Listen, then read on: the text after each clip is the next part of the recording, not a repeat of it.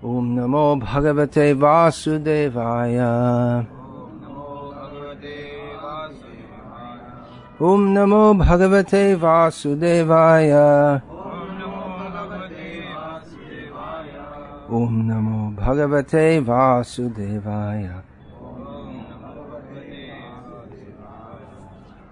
Srimad Bhagavad-gita as it is, translation and commentary by His Divine Grace Srila A.C. Bhaktivedanta Swami Prabhupada, Chapter 12, Text 15. Yasman nodvijate loko lokan nodvijate chayaha harsha marsha bhayodvegair mukto yah sat chame priyaha. He by whom no one is put into difficulty, and who is not disturbed by anyone, who is equipoised in happiness and distress, fear and anxiety, is very dear to me. Purport. A few of a devotee's qualifications are further being described. No one is put into difficulty, anxiety, fearfulness or dissatisfaction by such a devotee. Since a devotee is kind to everyone, he does not act in such a way as to put others into anxiety. At the same time, if others try to put a devotee into anxiety, he is not disturbed. It is by the grace of the Lord that he is so practiced that he is not disturbed by any outward disturbance. Actually, because a devotee is always engrossed in Krishna consciousness and engaged in devotional service, such material circumstances cannot move him. Generally, a materialistic person becomes very happy when there is something for his sense gratification and his body, but when he sees that others have something for their satisfaction, sense gratification, and he hasn't, he is sorry and envious. When he is expecting some retaliation from an enemy, he is in a state of fear, and when he cannot successfully execute something, he becomes dejected. A devotee who is always transcendental to all these disturbances is very dear to Krishna. Yasman nodvijate loko lokan nodvijate chayaha harsha marsha bhayodvegair mukto yasa chame priyaha. He by whom no one is put into difficulty, and who is not disturbed by anyone, who is equipoised in happiness and distress, fear and anxiety, is very dear to me. This is continuing the list of some of the qualities that endear a devotee to Krishna. In the previous verses, Advishta Sarva Bhutana Maitra Karuna Evacha. The devotee doesn't hate anyone or any living being, and is friendly and merciful to all. So then naturally, he doesn't put anyone into anxiety. We find the whole of material existence, one living being is putting another into anxiety, and that just may be the very nature of the way their psychophysical properties are set up. The worm is in the ground and the bird is trying to pull the worm out of the ground, and the bird is putting the worm in anxiety. Meanwhile, a cat is coming to attack the bird and putting the bird into anxiety. The insect, the frog is putting the insect into anxiety, and the snake is putting the frog into anxiety, and the mongoose is putting the snake into anxiety. There's the food chain. The biologists have come up with this term, the food chain. One jivo jivasya jivanam. One living being eats another. And then someone else eats that one, and someone else eats that one, and it goes on and on and on like that. And ultimately, Grasishnu, Krishna, he eats everyone. Grasishnu Prabhavishnu cha. Then again he brings back into being. So material life means anxiety, difficulty, and among the three types of difficulty,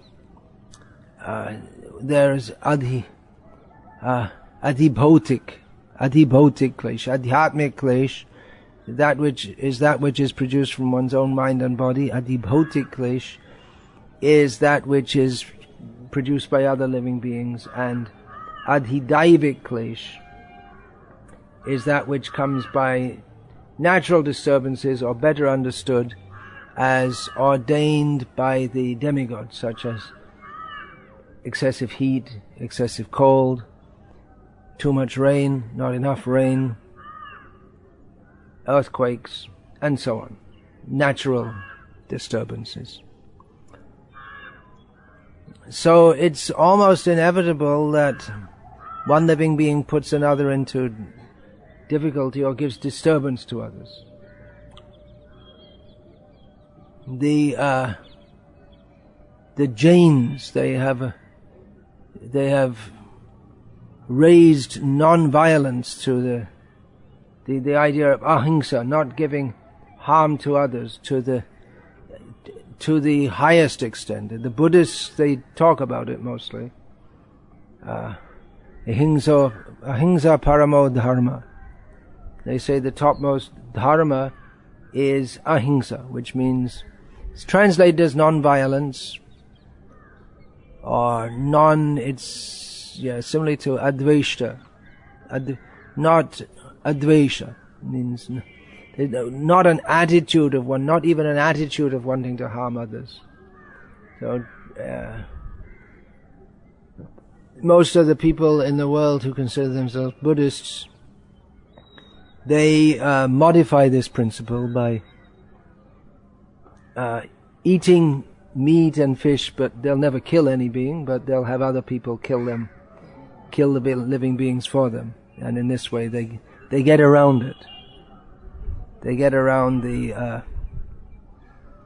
have the idea that it's all right to eat meat if someone else kills. But you shouldn't, it's not that you should pay someone to kill the animal for you either, but the butcher just happens to have in his shop all these dead animals, and, well, what can you do? They're already dead. So that's a rationalization. But Jains, they're much more serious about that, and then therefore they'll sweep the road, not all of them, but those who are sadhus and sadhvis. They'll sweep the ground in front of them so that they don't tread on any insect. They might kill the insect by sweeping it also. That's also possible. Maybe they also recognize that there are limits to what you can do. They'll put a cotton cloth over their mouth and face so they don't breathe any insects. Of course, in the production of the cotton, so many insects might have been killed also. So it's impossible to completely avoid. So this not putting others into anxiety means not deliberately, and that is also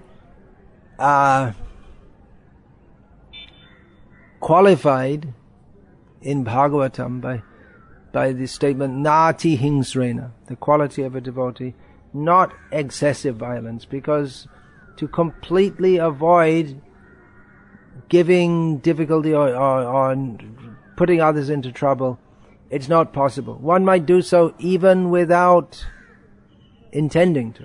Sometimes it happens.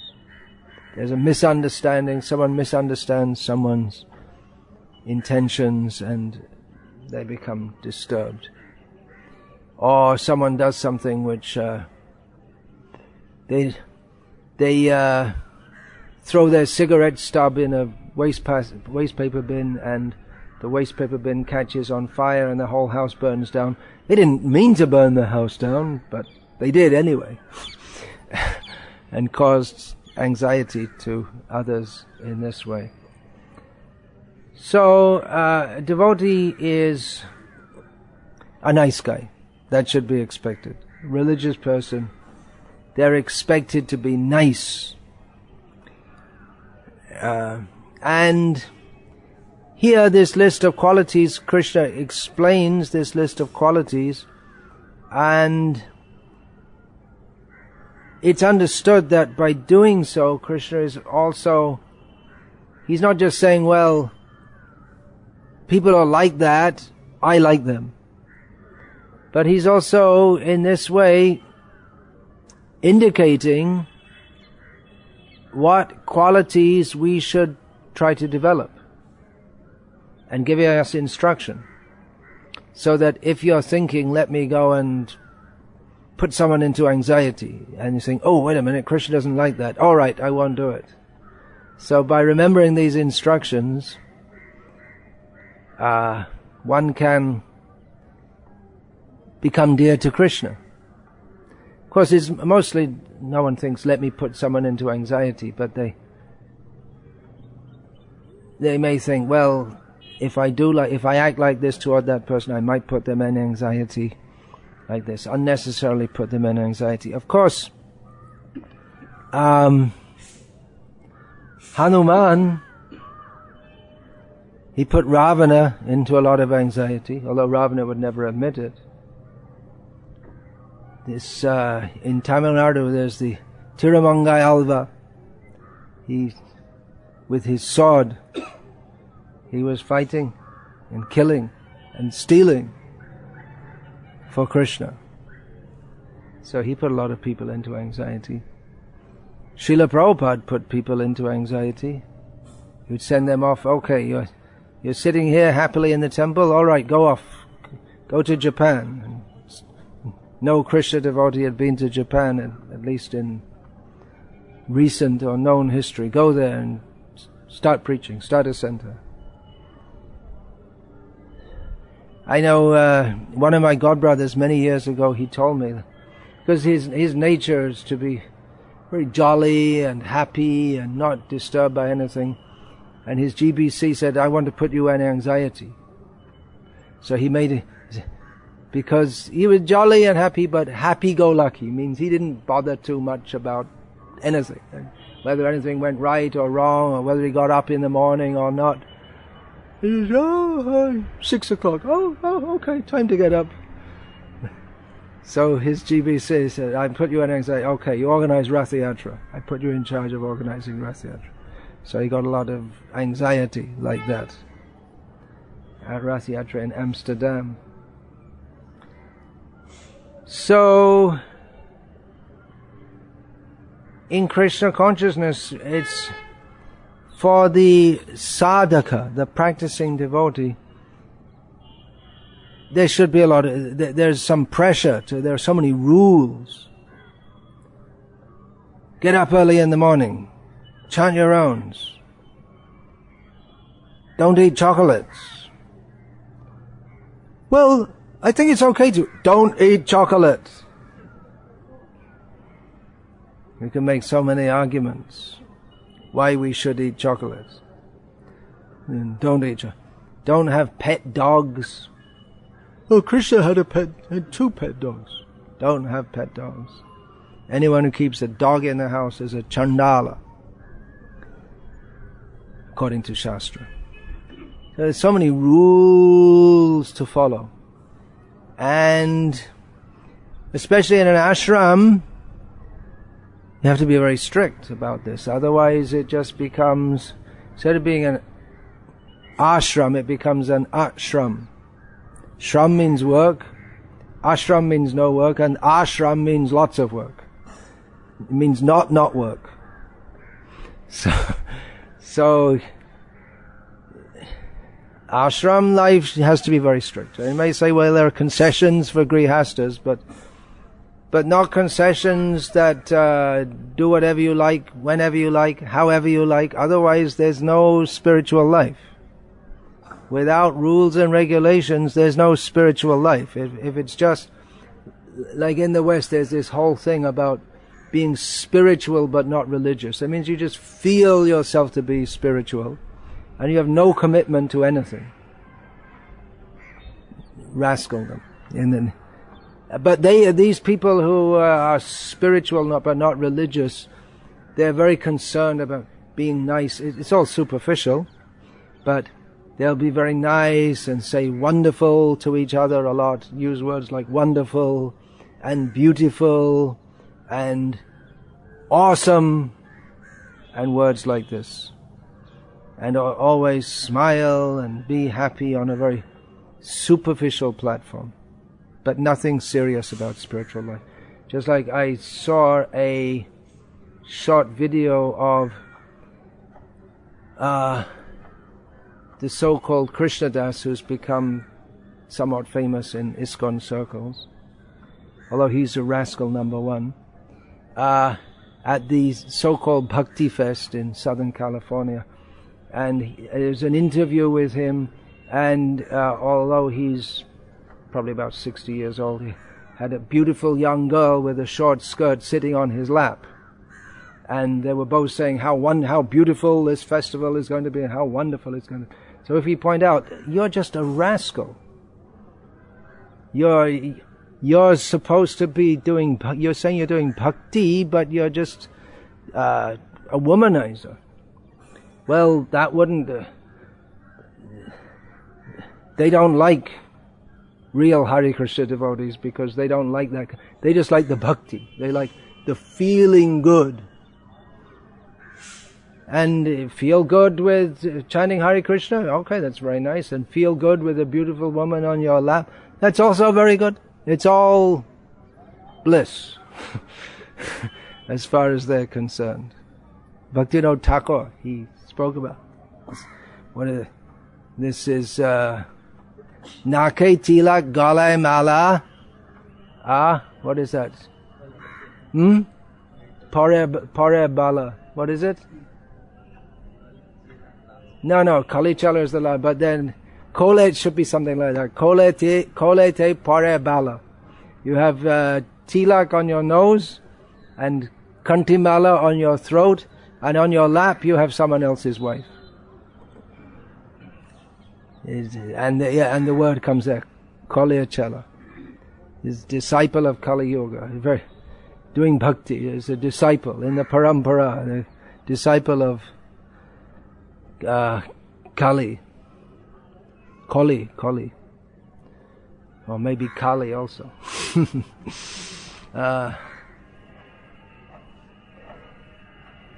So some strictness is required.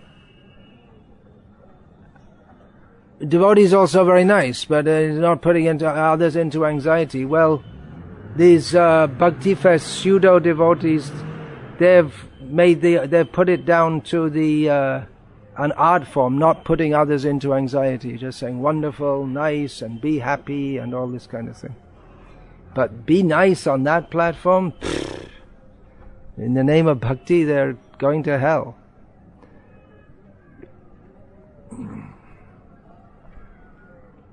So devotee is naturally a very nice person. Yasyasti bhakti bhagavatya kinchana sarvari gunais tatra samasite suraha. All the great qualities of godly persons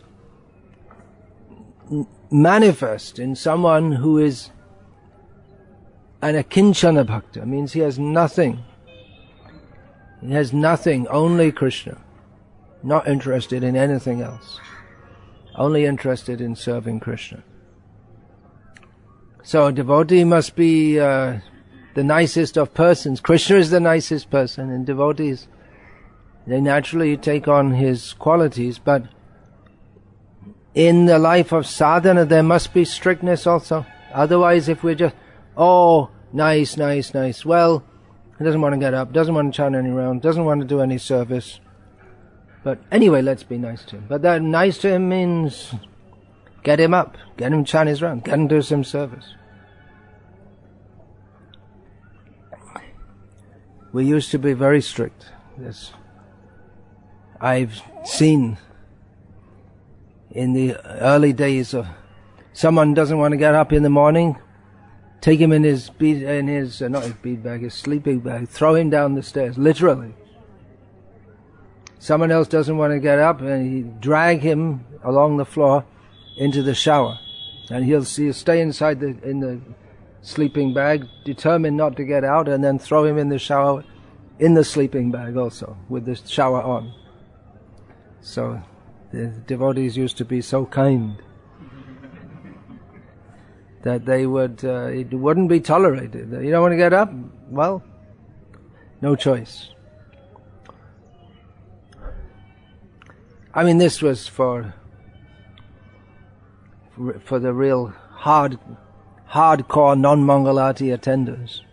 It's not that someone if they missed occasionally, they'd get this treatment, but for those who were dedicated to never getting up for Mangalati, they could have a t-shirt, just like they have this t-shirt, I love someone, they could have an I hate Mangalati t-shirt, they could have something. They're very determined in Krishna consciousness, determined never to go to Mangalati. So, actually, of course, they shouldn't live in the ashram, but then you could say that's one kind of mercy also, to give them the chance to serve Krishna. So, should we be nice, or should we be strict, or don't put others into anxiety, but then to preach Krishna consciousness means there's going to be a lot of anxiety. To practice Krishna consciousness in the modern world means there is anxiety. The family members may not want you to practice Krishna consciousness, but if you're going to practice, then you're going to have to put them into anxiety. So what do you do? Then, well, I saw Bhagavad-gita, I shouldn't put anyone into anxiety, so I won't. But then material life means putting others into anxiety also. You can't avoid it.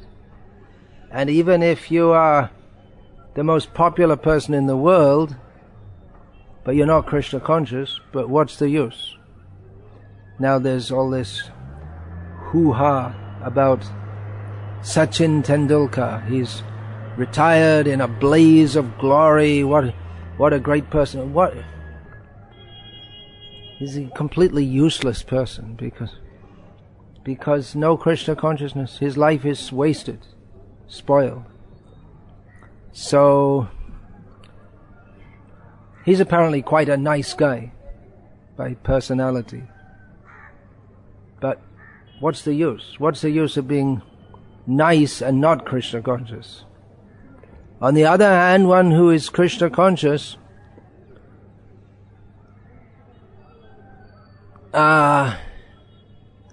he should also be, that means even they may be strict, but his intention is to serve Krishna.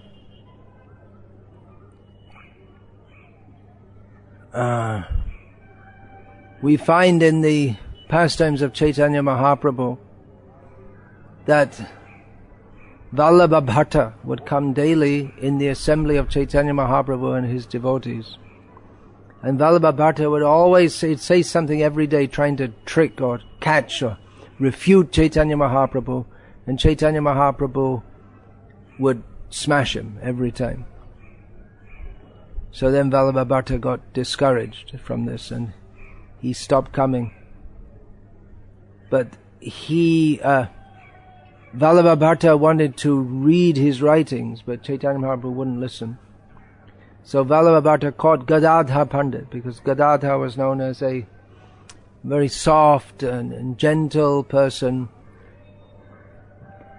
So although Gadadhar knew that Chaitanya Mahaprabhu wouldn't like this, at the same time he felt he didn't want to be impolite to Vallabha Bhatta. So he would listen to Vallabha Bhatta, and when the other devotees of Chaitanya Mahaprabhu found out about this, they ostracized Gadadhar.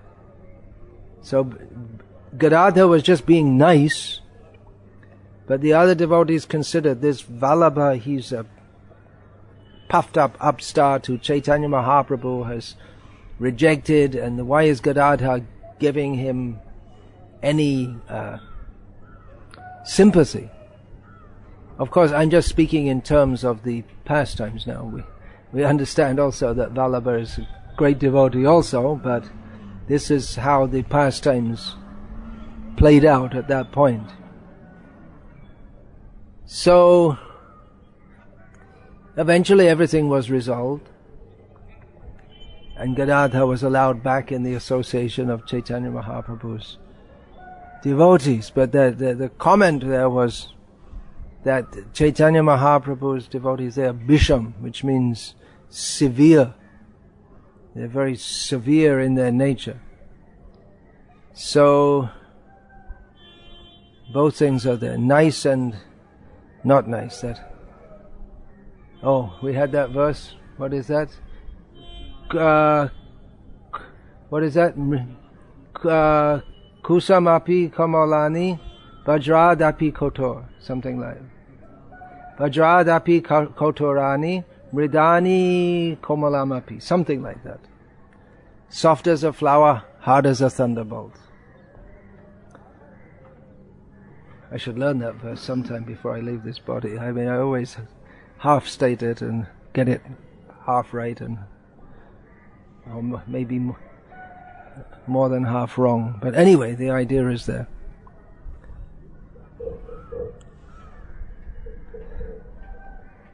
What's the next line? Lokotarani Lokotaranam charitam. Well, there's always another life. Maybe I can join the Gurukul in my next life and learn some verses properly.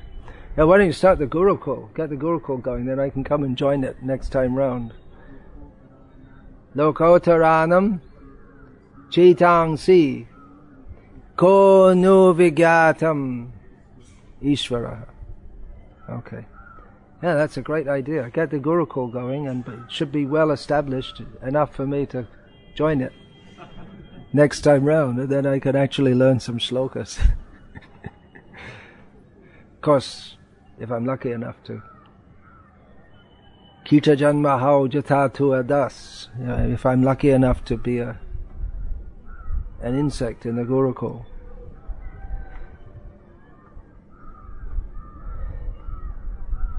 So both things are there. So we find that devotees who are very strict and they may not also be able to bring others in Krishna consciousness. It's often those who are more flexible who are able to bring others in. But if you're over flexible, then you can bring people in, but they don't come up because they bring them in, and then there's no pressure to bring them up. Disciples of Srila Prabhupada, in remembering Srila Prabhupada, we don't usually hear them talk about Srila Prabhupada was giving class and he spoke about this and he spoke about that, about the three modes of nature, although that was what Srila Prabhupada was doing most of the time, was speaking philosophy. Hari Shari Prabhu, in his Transcendental Diary series, he highlights he gives a summary of the classes that Srila Prabhupada gave each day, which is that makes his study of Srila Prabhupada very well-rounded, because if it's all the pastime, so to speak, and it gives an incomplete picture, because Srila Prabhupada was speaking philosophy, the philosophy of Krishna consciousness, day and night, literally. But we often hear, well, Srila Prabhupada, he was so kind like this, and he appreciated, and this and that. They remember all that. So Srila Prabhupada is very accommodating. He could be very strict and strong also, but he was very accommodating, and people, devotees, remember he was so charming. Now, what about Gaur Kishore Das Babaji Maharaj? We hear descriptions of him, we don't hear charming, accommodating, nothing like it. If people asked him for initiation, he would beat them with an umbrella. That was his standard response. He was very, very strong. He wasn't preaching, per se. His life was his preaching. This is the actual standard of Krishna, of akinchan bhakti. Nothing but Krishna. Those who want to perform yukta vairagya, they should first study the life of Gaur Kishore Das Babaji Maharaj to understand what vairagya is. Then comes the question of yukta vairagya. Not that first of all you study the life of some big sense enjoyer and you think how I can live like that in the name of Krishna consciousness, but rather how I can live like Gorky Shaw while executing the preaching mission. That's Yukta Vairagya. Not imitating the sense enjoyers. So Gorky Shaw wasn't nice. Who said he wasn't? He's the nicest person that ever existed. Nice means he's fully absorbed in love of Krishna. But people can't appreciate his niceness because they have the idea that nice means that you indulge them in their misconceptions and their plans for sense gratification. That's what people generally think that nice is. The whole conception of religion all over the world is completely bogus. Whatever goes on in the name of religion. Priti vite jato kichu dharma nama chale, bhagavata kahe taha paripurna chale. Bhakti Siddhanta Saraswati Thakur, this kite of dharma, he commented that whatever goes on in the world in the name of religion, according to Bhagavad, it's all simply cheating. It's just, there are different kinds of cheating, and chal means, that would be translated in English as a ruse, a trick. So this whole idea that, well, you be nice to people and make them feel good, there's like giving charity to a drunkard by giving him wine. So you think, oh, and the drunkard thinks, oh, wonderful, such a nice person. He'll praise you, but it's not helping him and it's not helping you. He thinks it's helping him because, so nice to drink wine, but he's going to hell by drinking wine. So this idea of being nice on the mundane platform,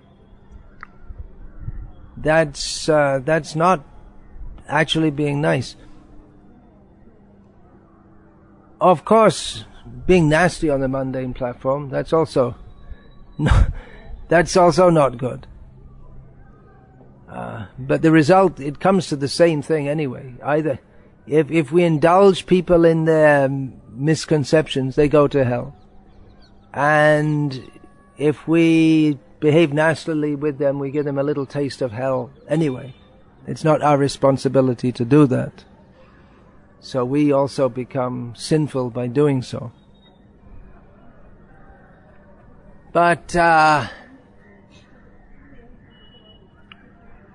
someone who is a naturally amiable disposition, and that is engaged in the service of Krishna, that will help to bring others to Krishna. Whereas if someone comes to Krishna consciousness but they themselves have a somewhat harsh and maybe envious disposition, because people come to Krishna consciousness where everyone comes with different anarthas and sanskars, different combinations and permutations of materialistic bad qualities. So that can be purified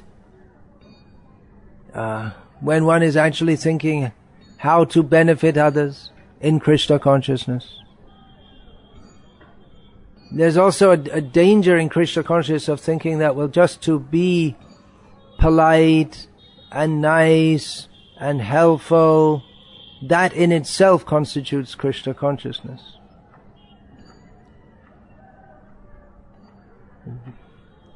That in itself constitutes saintliness. But no, someone who is a neophyte devotee with many anarthas is better situated than someone who is by nature very nice but no interest in Krishna consciousness. The connection with Krishna has to be there. Without Krishna, then everything is one big zero, all illusion. Of course, if you have many zeros and you put a 1 in front, that Srila Prabhupada gave that example many times, then you get a big number. But if you only have zeros, then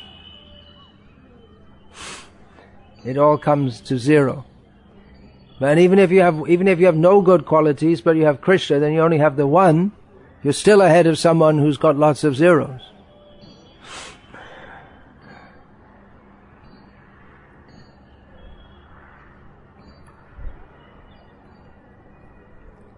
So, this devotees must be strict in practicing Krishna consciousness. Otherwise, where's the hope of advancement? One can't advance by not following the process. We're given a process to follow that will help us to advance in Krishna consciousness. And if we don't follow, then we don't advance. It's not just by smiling at people that you advance in Krishna consciousness.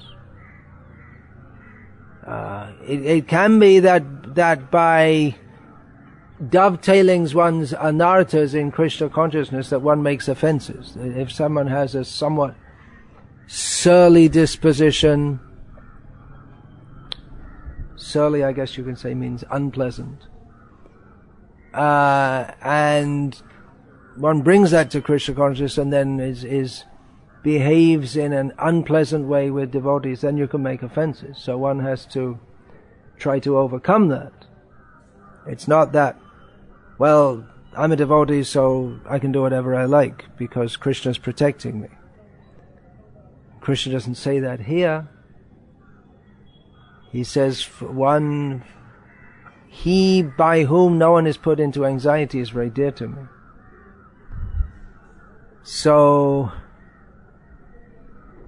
Krishna consciousness, to come to the perfectional stage, one has to overcome one's anarthas. Anarthas such as egoistically putting oneself in the center and thus behaving in a less than ideal way with others. But it's also an anartha to think that simply behaving nicely with others is in and of itself saintliness. One can also be attached to having a saintly profile. But how much one is actually surrendering to Krishna, that is the ultimate test. So there are a few thoughts about that. Any questions, please? Yeah.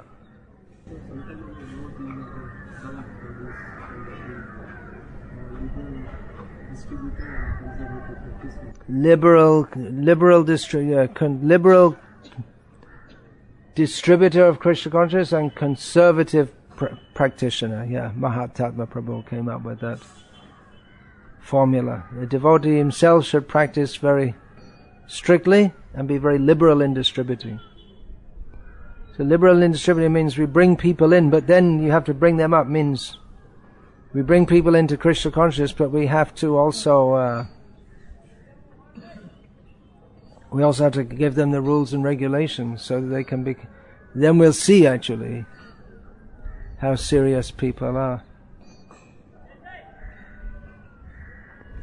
People who are pious, they'll like to chant Hare Krishna. But how serious they are, we'll see if we try to bring them up some more.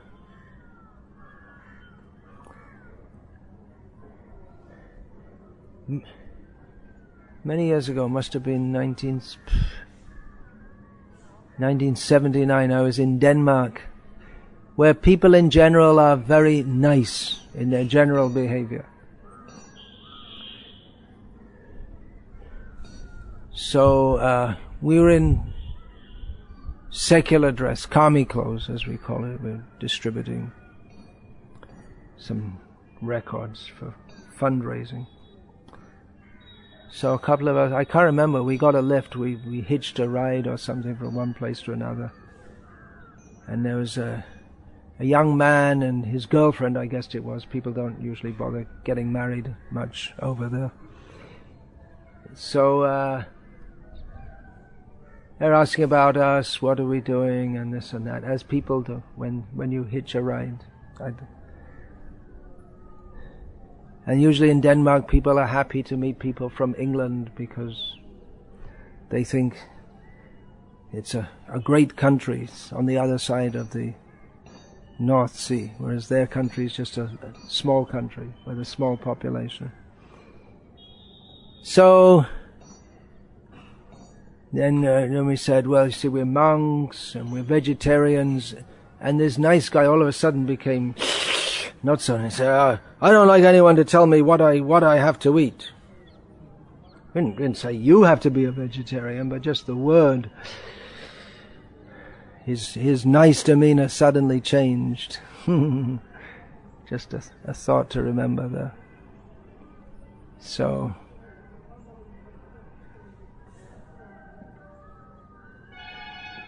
liberal distributor, yeah, we give it means we give the opportunity to others, but that liberal distributor doesn't mean that we water down the process. We make it available to others and we try to bring others in, but ultimately we have to tell them, if you're going to be Krishna conscious, you have to do this, this, this, this, and this. And then we'll find the number of people gradually becoming less. But those who come through, then they will be actually benefited.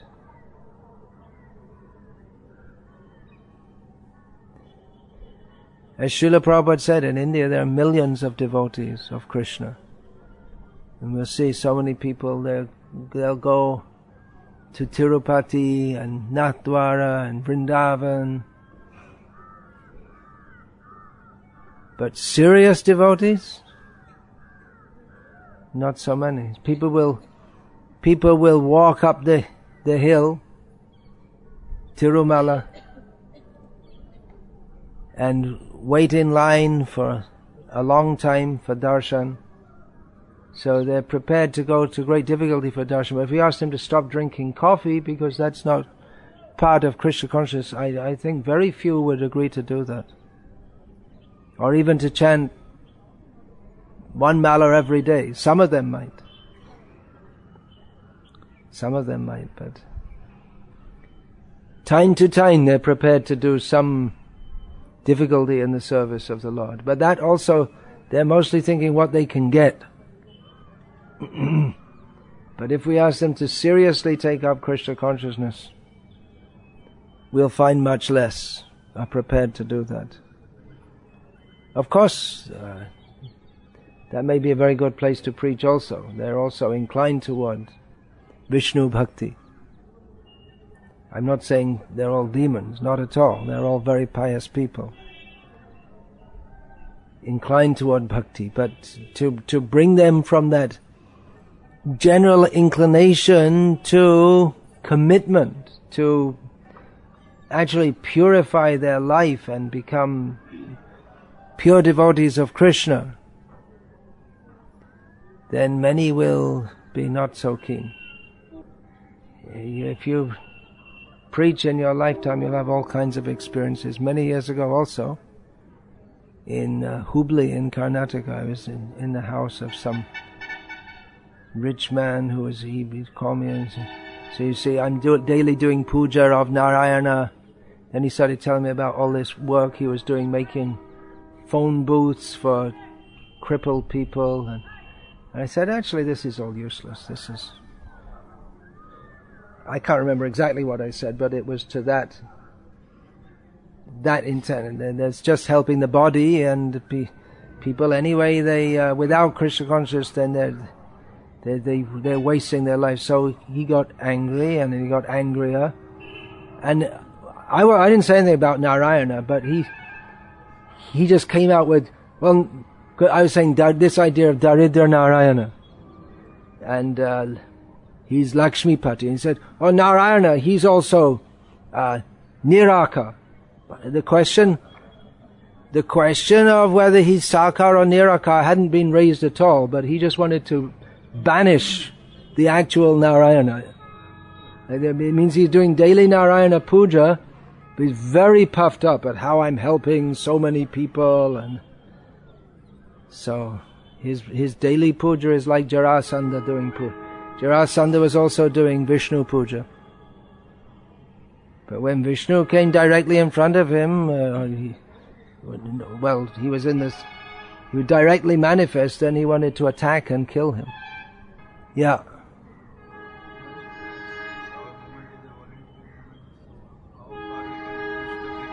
Our movement is a voluntary movement. How far can we push people?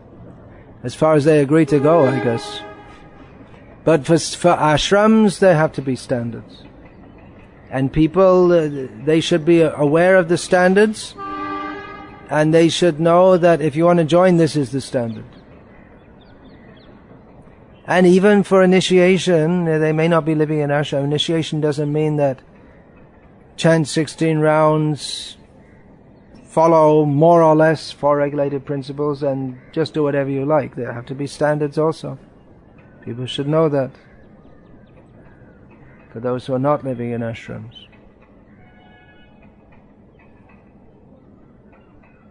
Otherwise, what's the point? Where's the benefit in that?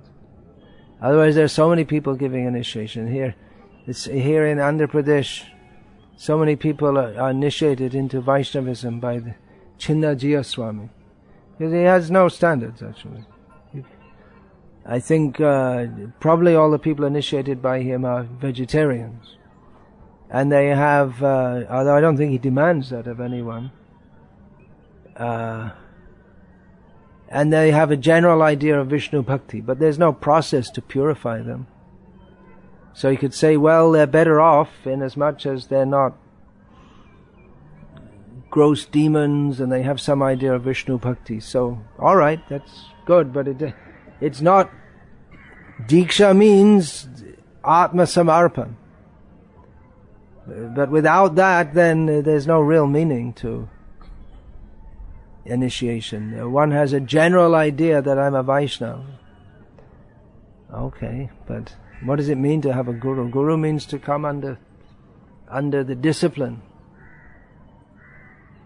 of the guru and accept that discipline in one's life.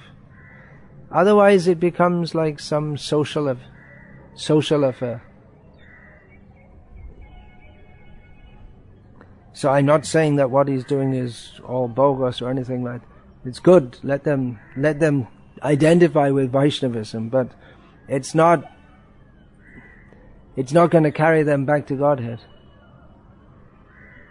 There has to be some purification process and dedication. It has to be Atma Samarpan. Prapatti, as is said. It's the usual term in the Sri Vaishnava Sampradaya. Of course, they have different ideas about that also, about what that means. But Rupa Goswami has very well defined that. Anyabhilashita shunyam jnana kamadyanavritam anukulyena krishnanu shilanam bhakti rutama. That one should be cultivating a Krishna consciousness in a manner that is favorable. In other words, in a manner that Krishna likes. Not, well, what do I like to do? And then, alright, and there's Krishna also, yes. Yes, Krishna, Krishna, yeah. But rather, Krishna is our life. We don't have anything else. We're not jnana or karma. Everything for Krishna. Krishnate kila cheshta. Everything, all endeavors for the sake of Krishna. That's the Krishna consciousness that Srila Prabhupada came to spread all over the world. Not the watch TV, drink a soda pop and chant Hare Krishna, if you remember to do so. Not that kind of Krishna consciousness. Hare Krishna. Anything else? Ladies, anything? No. Alright then. Hare Krishna. Shri Jagannath Rasi Yatra Ki Jai.